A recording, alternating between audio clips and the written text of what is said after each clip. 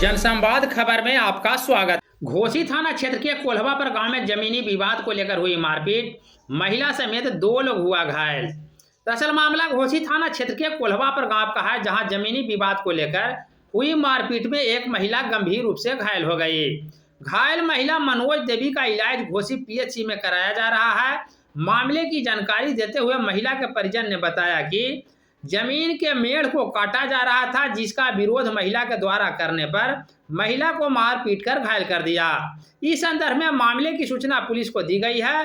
Police सूचना के आधार पर आगे की कार्रवाई में जुटी है। तत्काल महिला का इलाज जारी है।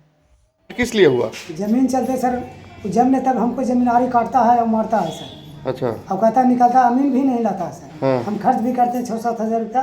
पहले साल सरपंच के सामने किया, उसको गाली गलौज करता है। अच्छा, तो उसी के लिए आज हुआ? हाँ सर। क्या नाम हुआ इनका? इनका मनोज देवी नाम है सर। घर? कोल्हवापर सर। कोल्हवापर। आपका नाम?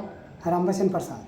तभी इलाज के लिए आए हुए हैं? हाँ सर, इमरजेंसी में बोल भी नहीं रहा सर। तो थाना में गए हैं कि ना? अभी नहीं, थाना में भी नहीं है। जाइएगा। हाँ सर, ज़्यादा सोच रहे हैं।